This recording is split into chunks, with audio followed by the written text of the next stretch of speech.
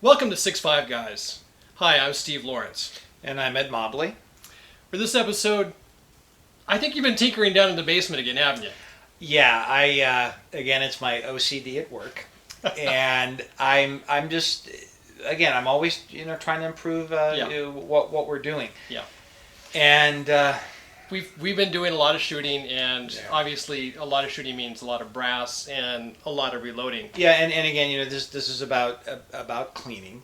Mm-hmm. And so what we're going to talk about is as Steve mentioned, the journey. Specifically, I started out with walnut. I went to stainless steel media for a while, and I went back to walnut, and specifically why and the observations. So yeah, to your point, I mean, I've been using walnut in either a tumbler or a vibratory cleaner, I mean, for close to 20 years. Yeah. And it worked, and from the outside, it looked great. And so why I mean here's an example of stuff that's done in walnut. And I would suspect that probably the majority of shooters that do reload would probably use a vibratory tumbler for the simple fact that it's probably the most cost effective. It is. It is. But like anything, you hear about stainless steel media. Mm-hmm.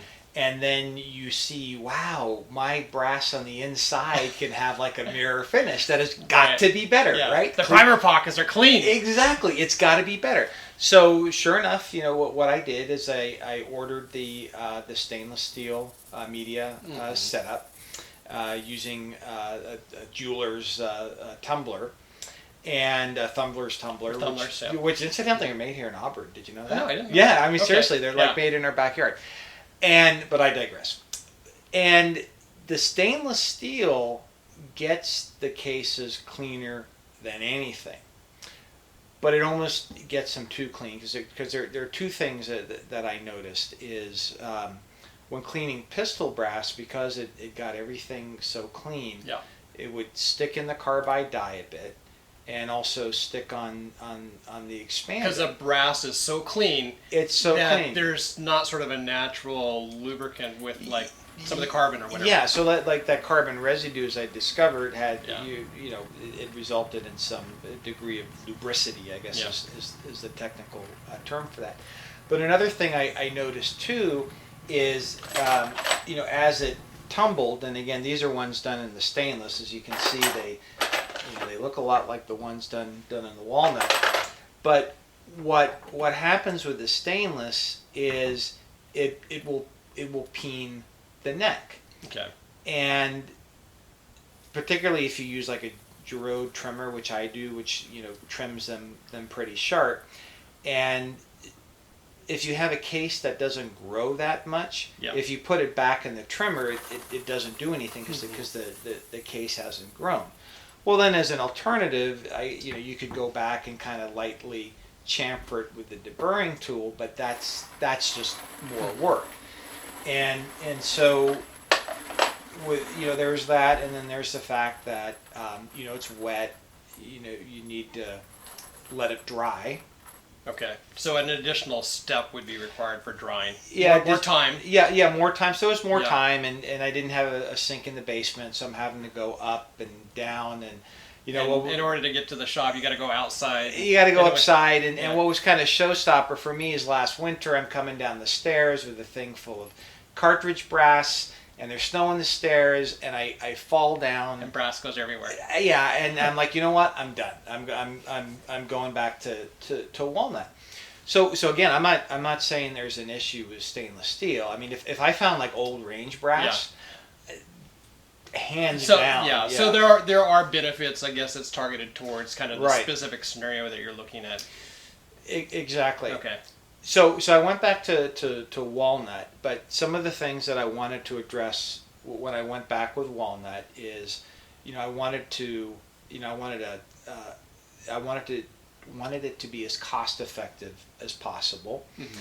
So I found out you can purchase the walnut at Ace Hardware that's used for bird cages. Yeah. I mean, it's like food grade walnut shells. Mm-hmm. That's actually less expensive than what you could get at Harbor Freight for the same 25 pounds, it's like $11 here at the local Ace, and it's so cost savings versus walnut media at the right at the gun store. You're probably talking a savings of what? Yeah, well, I think I mean pound for pound, if you order like like a Dillon brand or RCBS brand walnut. I know they put some additives in there, but it doesn't really do anything. I don't. Yeah. So there's that, but I wanted to control the dust. Yeah. And so after doing a bit of research, I learned that you can add just a little bit of mineral spirits. A couple capfuls. Yeah, a couple of capfuls, and that keeps the dust down. And then I put some dryer sheets. Yeah, the used dryer sheets, and for I do the same thing. Yes. Got that tip off some foam boards a while ago, but yeah, it's a great solution. Yeah, and if you're living in your mother's basement and you don't do laundry and you don't have dryer sheets, you can just use paper towels or old pieces of cloth. Now I use corncob media. I've tried walnut, and folks have their favorites. For me, I have found corncob to be pretty effective. But again, cost savings I found on Zoroar Tools, or I'm sure if you look on the web you can find these large 40-pound bags for very, very cheap. I think I ended up paying like $22 for a 40-pound bag, and I've been on it for over a year now. Right, exactly, and so 25 pounds of media will, at the rate I'm shooting, it'll last me for about a year.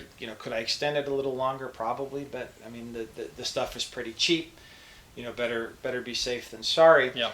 And so with large primer pockets, I found out the walnut media will clean out the powder residue. The only difference really between the walnut and stainless steel is what it does inside. Is you still have the carbon left when you use the walnut media, but I don't think that impacts anything.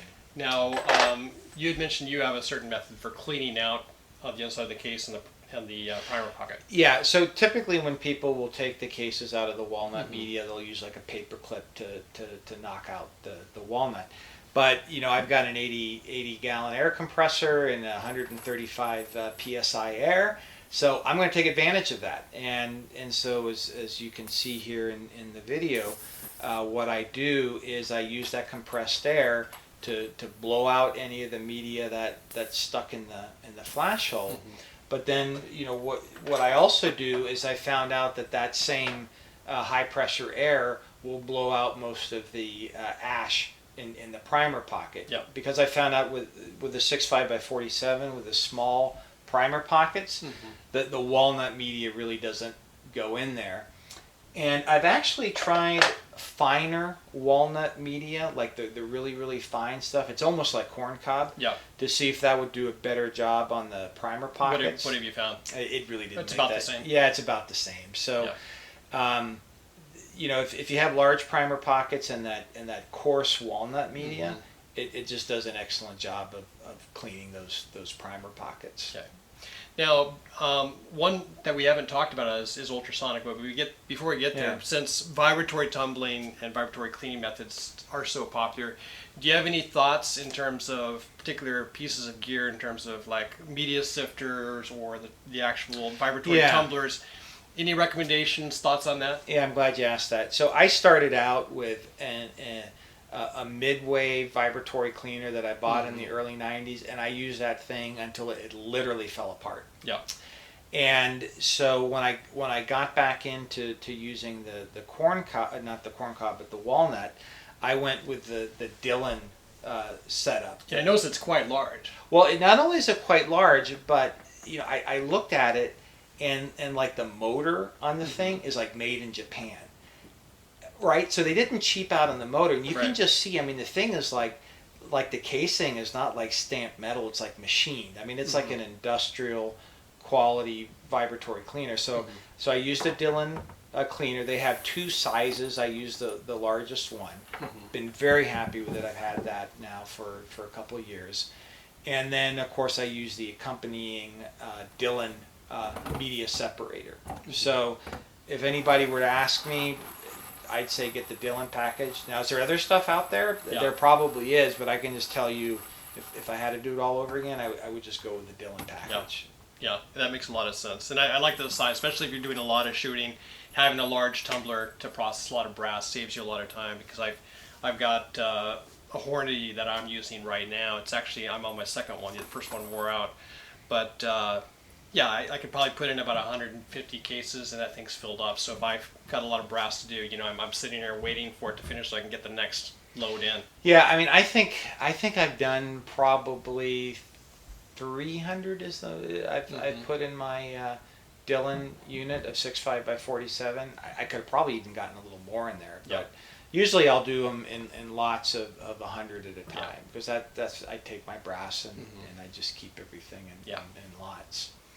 So let's talk a little bit about ultrasonic cleaning. Have you thought about that? If so, what appeals to you about it? Well, I mean, what appeals to me about, and so here's an interesting thing. Yeah. We don't have any personal experience. That's right. So this is the one area where it's going to be complete rampant speculation on our part. And we're actually turning to you guys exactly to tell us, right? School us on why you would want to use ultrasonic clean. Now, we have friends that use it and, in fact, really like it. Yeah. Because it's so simple. Well, so the thing that would interest me in ultrasonic Yeah. cleaner is I could get that completely clean case without the neck peening.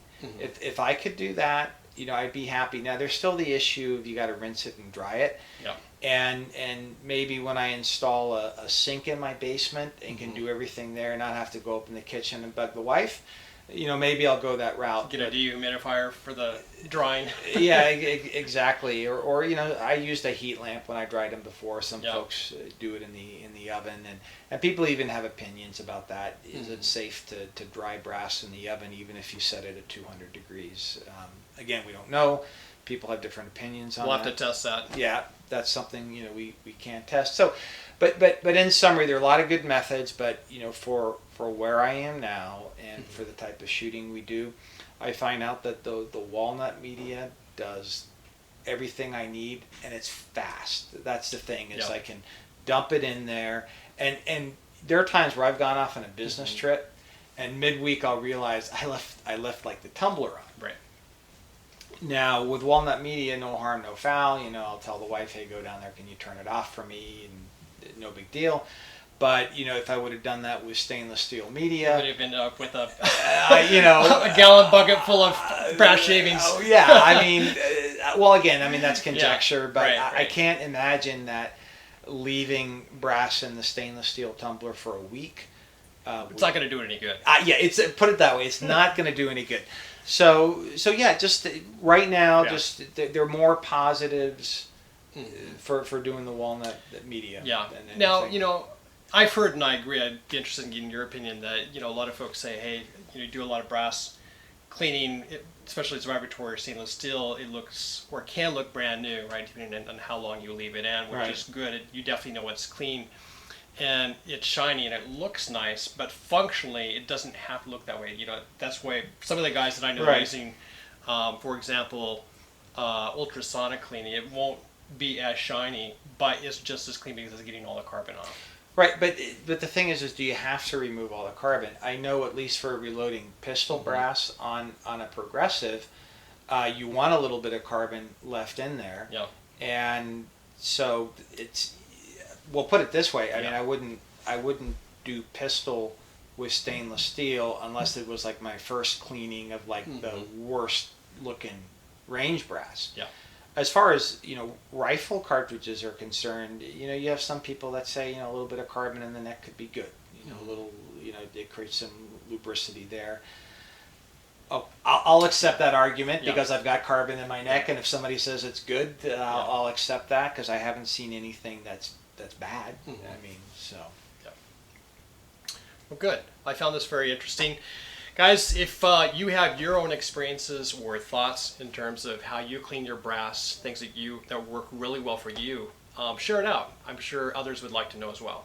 And remember, if you like this video, you know, give us the thumbs up, link to us, you know, tell other people about it, and again, you know, please, you know, send us your comments, because, you know, we're students of these, and you know, we definitely want to hear other people's perspectives. Yep.